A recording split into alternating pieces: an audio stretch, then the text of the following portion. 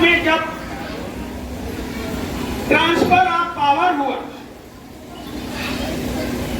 अंग्रेज देश की सत्ता हमारे लोगों के हाथों में सौंपी,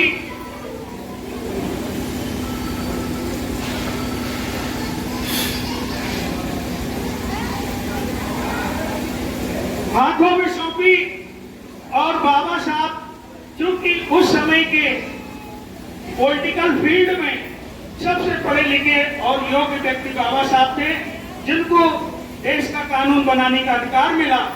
उस कानून बनाते समय, संविधान बनाते समय उन्होंने यहाँ के 85% लोगों को, जो मूल निवासी कहलाते हैं, उनके हक और अधिकारों को संरक्षित रखा। उन्होंने सजा दी, संविधान में आपके हक अधिकारों को सजा दिया, लेकिन बाद में ये भी कहा कि ये संविधान अच्छा तब साबित होगा जब हुक्मरानों की मंशा अच्छा काम करने की होगी। और कितना भी अच्छा संविधान हो, अगर हुक्मरानों की नीयत अच्छी नहीं तो संविधान भी अच्छा साबित नहीं हो। आजादी मिलने के बाद हमारा बहुसंख्यक समाज, कोरी समाज ने कांग्रेस को जब तक साथ दिया तब तक कांग्रेस सत्ता में काबिज रही। साथियों, जब कांग्रेस में देखा गया कि 85% के हक अधिकारों में डकैती डाली जा रही है, रिजर्वेशन के पदों को खाली रखा जा रहा है, तो माननीय दीना भाना जी, जो भंगी जाति थे, हमारी छोटी जाति में गिने जाते हैं, उन्होंने माननीय कांशीराम जी को बताया कि संविधान में ये लिखा है, बाबा साहब ने ये व्यवस्था की है, और देखिए देश में क्या हो रहा है। तो माननीय साहब ने बहुजन अधिकार पार्टी DS4 बना करके देश में आंदोलन चलाया, और उस आंदोलन में हमारा कोरी समाज जो है भागीदार रहा, और कोरी समाज ने बढ़ चढ़ करके अपनी जमीनों को बेच करके, अपना रुपया पैसा लगा करके, भूखे प्यासे रह करके बच्चों के भविष्य के लिए बहुजन समाज पार्टी को मजबूत करने का काम करने लगे। लेकिन यहाँ भी धोखेबाजी मिली, यहाँ भी हमारे साथ धोखा हुआ। जब बहुजन समाज पार्टी 4 बार सत्ता में आई तो ये हुआ, इस बार नहीं तो इस बार हमें हक अधिकार मिलेगा, इस बार नहीं तो इस बार हक अधिकार मिलेगा, और लास्ट तक हम ठगते गए, हमें ठगा गया, धोखा दिया गया। अब हमारे समाज ने सोचा कि हम समाजवादी पार्टी के साथ जाते हैं। समाजवादी पार्टी ये यादवों की पार्टी है, ये अनुसूचित जाति की पार्टी नहीं है, तो हो सकता है हमारे समाज को हक अधिकार दिलाने का, अनुसूचित जाति के लोगों को हक अधिकार दिलाने का काम करेंगे। लेकिन वहां सरकारी कर्मचारियों का प्रमोशन एंड रिजर्वेशन खत्म कर दिया, बहुत कुछ समाजवादी ने खत्म कर दिया। हम लोगों ने सरकार बनवाई, सरकार चली, जब ये फिर से नुकसान करना शुरू कर दिया, समाजवादी पार्टी ने भी धोखा देना शुरू कर दिया, तो हमारे कोरी समाज, ये भोला वाला समाज, बहुत सीधा साधा भोला वाला समाज फिर निर्णय लेता है कि हम कांग्रेस को बनाते आए, उसने धोखा दिया, बसपा को बनाते आए, उसने धोखा दिया, सपा को भी बनाया, उसने भी हमारे साथ घात किया। अब भारतीय जनता पार्टी को देखते हैं, तो कोरी समाज ने भारतीय जनता पार्टी को भरपूर वोट दिया कि हमें बसपा सपा नहीं चाहिए प्रदेश में, और देश में हमें कांग्रेस नहीं चाहिए। भरपूर वोट दिया, और वोट देने के बाद जो हमारे नेता पहुंचे, राष्ट्रपति जी पहुंचे, हमारे नेता मंत्री बने, विधायक बने, जिला पंचायत अध्यक्ष हैं तमाम, लेकिन हमारे समाज की बहन बेटियों की इज्जत लूटी जा रही है, हमारे समाज के लोगों को सताया जा रहा है, मारा पीटा जा रहा है।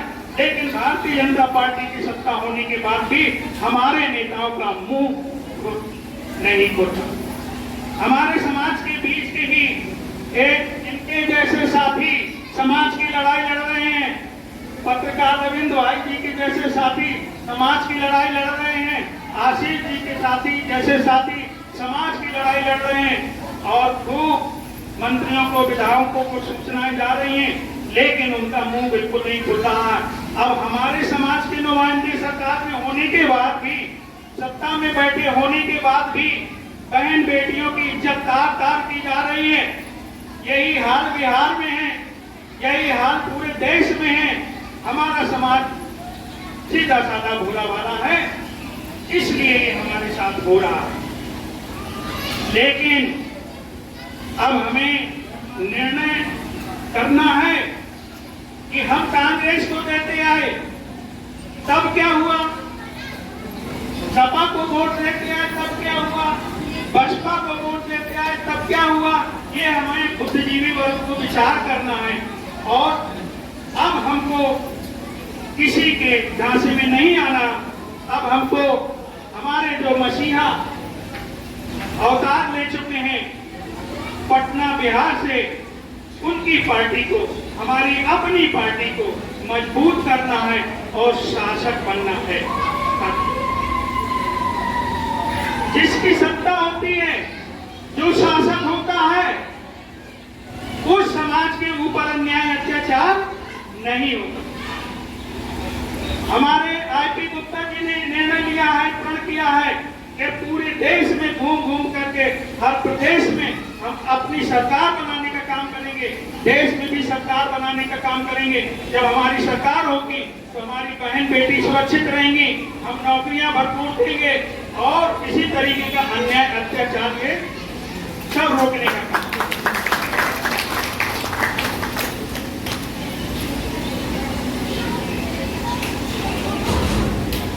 साथियों, हमारी पार्टी उत्तर प्रदेश में 2027 की चुनाव की तैयारी में लग गई है और ये कानपुर की धरती पर जो ये बैठक हो रही है, यहाँ जो कानपुर की वीरांगनाएं, भाई बहन लोग उपस्थित हैं, ये इस बात का संकेत है, इतनी संख्या में उपस्थित हैं। पहली मीटिंग उत्तर प्रदेश के अंदर रखी गई, इतनी संख्या में उपस्थित हैं, ये संकेत दे रहे हैं कि उत्तर प्रदेश में निश्चित रूप से बदलाव की लहर शुरू होने वाली है। हमारे समाज के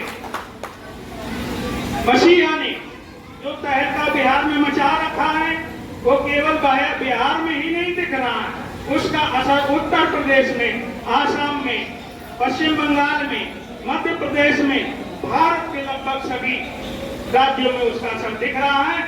और ये बदलाव की लहर हमने अपनी जात से जमात की ओर शुरू कर दी। राष्ट्रीय अध्यक्ष का कहना है, हम जाति से जमात की ओर जाएंगे, जात को इकट्ठा करके फिर दूसरे समाज को लेकर के एक जमात बनाएंगे और जिसकी जितनी संख्या भारी, उसकी उतनी हिस्सेदारी को निर्धारित करते हुए हम देने का काम करेंगे। अब हम मांगने का और कटोरा लेकर के भीख मांगने का, टिकट जिसमें कहते थे मांगने का काम नहीं करेंगे। वो कांग्रेस पार्टी की राजनीति करते रहे हैं, कांग्रेस से वो टिकट मांगते थे, 2 करोड़ देते थे, 5 करोड़ देते थे, 10 करोड़ देते थे, लेकिन उनको टिकट आज तक कांग्रेस ने नहीं। इसके बाद उन्होंने सोचा कि हमारी कोई समाज के पूरे देश में, हर प्रदेश में कोई गिनती नहीं है, कहते कोई है कितने, कोई है कितने। उत्तर प्रदेश में भी इसी तरीके से टिकट का बंटवारा होता है। समाजवादी कहते कोई है कहाँ, बसपा कहते कोई जो संघर्ष किया क्या है। बसपा को अगर किसी तरीके से का टिकट मिल गया तो बसपा के कैडर वाले लोग भी कोरी को हराने का काम करते। इतना खतरनाक खेल खेला जाता है। तो अब हमें सतर्क रहना है, सावधान रहना है और हम अब देने वाले बनेंगे। हमारे यहाँ जो टिकट मांगने आएंगे, हम उनको टिकट देकर के उनके समाज का प्रतिनिधित्व तैयार करेंगे, वो सत्य स्थापित करनी है। ऐसा प्रण हमारे इंजीनियर आईपी गुप्ता जी ने लिया।